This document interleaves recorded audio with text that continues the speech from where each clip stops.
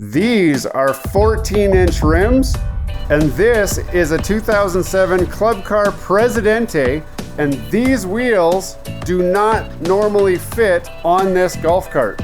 For those of you new to the channel, I'm Anton, a power engineer, industrial mechanic, and a Red Seal electrician. We cover all kinds of products and topics in an approachable way for the average everyday person.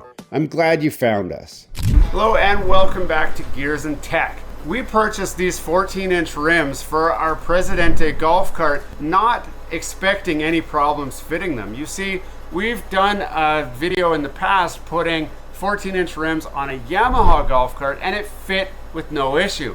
So after I bought these 14-inch wheels, I started looking online and everybody says they will not fit without modifications. But it's not clear exactly which modifications are needed, and I just couldn't find the information I was looking for. So my plan today is put the wheels on the golf cart, see if they fit, and then what is actually needed. What is the problem with fitting 14-inch rims on a Club Car Presidente golf cart? So that's the journey that I'm gonna take you guys on right now. Now, before we can get to that part of the video, we gotta go grab the golf cart, and we've got a couple options to choose from. So which one do we want to choose? I'm particularly partial to this one, and that's mostly because this one's got a tinted front windshield, whereas all the others you can see are clear.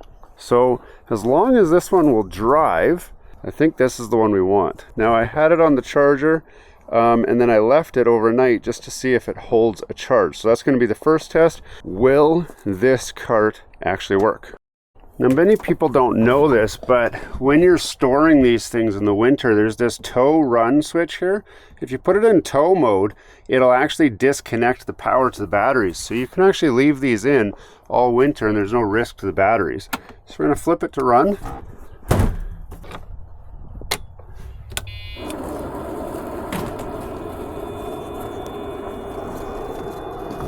Now it looks like it's going to work. Hopefully it holds enough juice to get around the block here.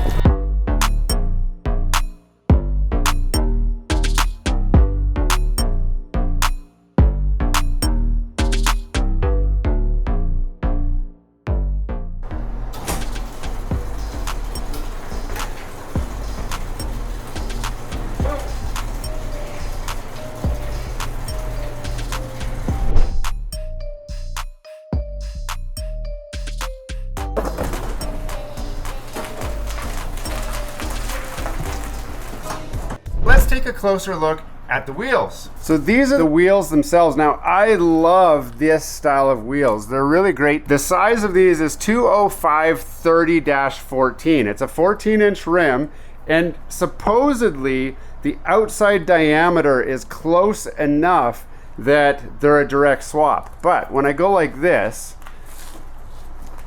you can see these things are massive. That's gonna be a great looking golf cart if they can fit. Now, I got these rims online. I will put a link in the description to other rims like this if you want some. If you want a trouble-free installation, just go with 12-inch rims. So 12-inch rims will fit on this style of golf cart, no modification needed, as long as you're using a street style tire. And this is what I mean by a street style tire. So it's not big, it's not knobby, it's just a nice low profile tire that keeps nice and low to the rim. The 12-inch ones fit straight on here. They do fill it up nicely, but there's still a fair bit of fender gap there. So let's just try putting the wheels on without any modification.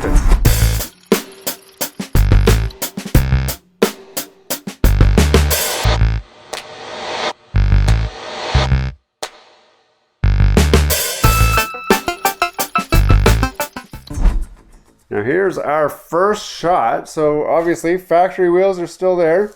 This is the fitment with no suspension modifications. Now you can see that it's off the ground still, but all the weight is on the axle. So that should represent what it's going to look like on the ground. But just for comparison, here is the other side. Let me drop it down and see what happens.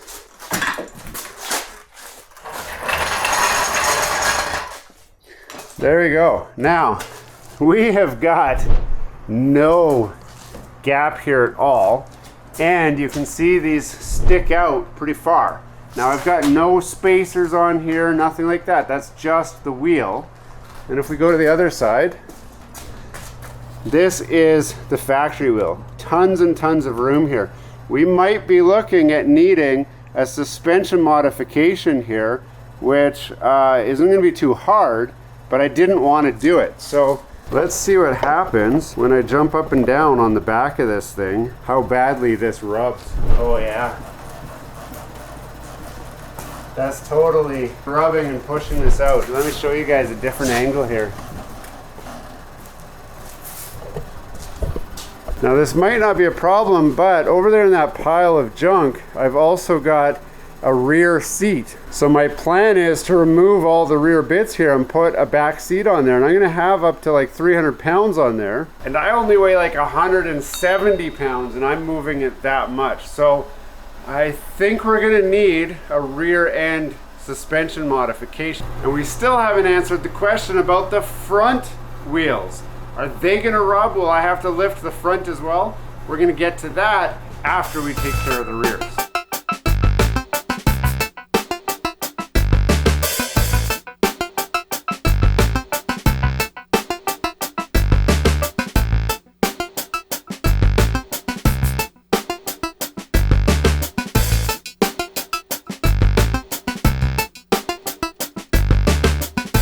And just like that, we've got the front on. Now it is still in the air, so all the suspension weight is off of this right now. You can see there's not a lot of space here. I'd have no idea what the turning radius is. I have no idea about anything. So let's drop it down, see how much space we lose here.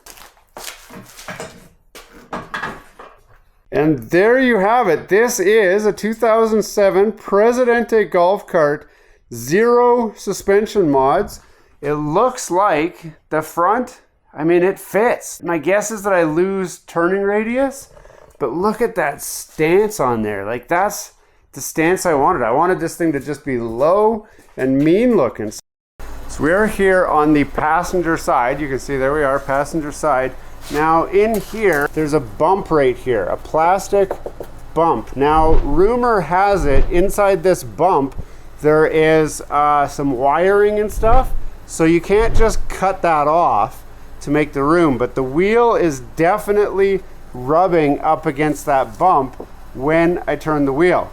Now I have heard some guys have cut this bump off, but to do that, they come in here and pull this rubber away. This is the wiring loom that is kind of tucked into that bump there. So that notch there is inside this. Now it seems quite aggressive. I don't think we need it to be quite that big. And rather than lifting the cart up, I'm tempted to try and see if I've got enough slack on that wiring loom that I could tuck that up in the side of the wheel well here instead, so that it just comes up here nicely out of the way. And then we can just notch that out. So you can see right here, we're contacting the frame when we go full lock here.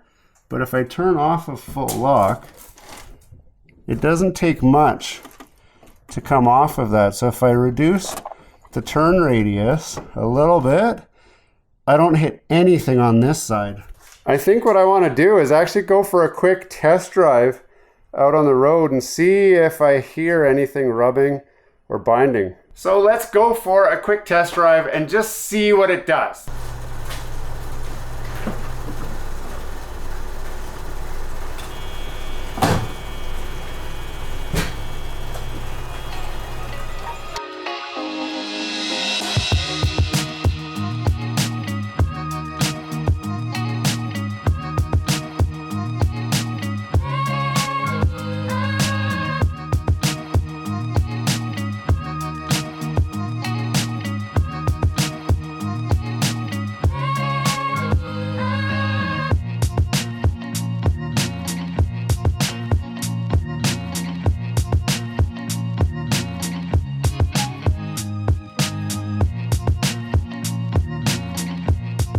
So you know what's funny is I really hoped this would work, and after doing that test drive, I'm tempted to leave it. I think I'm going to just cut out the notch where that plastic is, because turning to the left, I had all the range that I would need. Yes, if you go all the way, it does bump into the frame, but I think I can put some sort of a stopper to just keep from hitting that, or just know when you're driving, you can't go full lock to the left without hitting the frame. The right, I could still turn right. I just was definitely hitting that plastic bump. So the first thing I'm gonna do, move that wiring out of the way and then just grind that plastic hump right out of there, figure out where I can put the wiring. The bigger concern is in the back.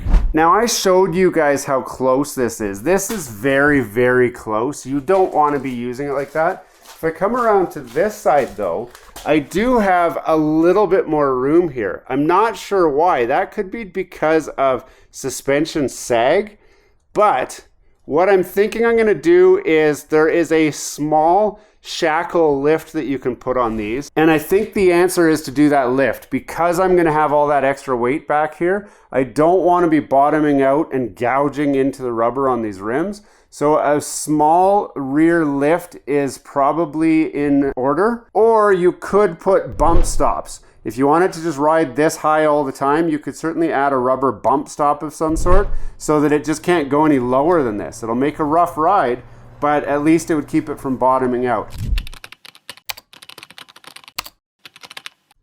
Now in here, there's a bump right here, a plastic bump. So the first piece of plastic has been cut off using just this grinder, but it's double done. So there's one here first, and then there's the inside one that we saw before. So now I've got to cut this one off, and then we'll be home free for this part of the modification. Now we've got both layers cut off here, and if I peel the rubber mat back, you can clearly see through the golf cart there. So we need to go to the other side and have a look at the wire management. And you guys are gonna laugh when you see the wire management, but what we've done here, there's enough slack in the wire here that I was able to just pull it over this way. And then I've got this one-hole electrical wire strap. I just screwed it into the side of the cart. And all I wanna do is make sure that there's no chance that the wire can get into this hole. Now, many of you guys are going to ask, well, how do you keep your passengers dry when you're driving through a puddle if there's a giant hole in the front of the cart? So let me show you how that problem is solved. You see this same mat that was here before fits right back there like that. So you can see our wiring right here. I mean, it's not pretty, I guess, but how many people are really looking down there? It does fit pretty okay, but there is a bulge here now, obviously, and that's how our wire sits. That's it. But now with that bump gone, I can put the wheel back on, and I should have the full turning radius that I had before. And with a little bit of editing magic, the wheel's back on. I've got tons of space here now that I didn't have before, but let's crank that wheel and see how far it goes. Look at that. So it easily gets past our little notch there. We're back to hitting the frame on that side right there.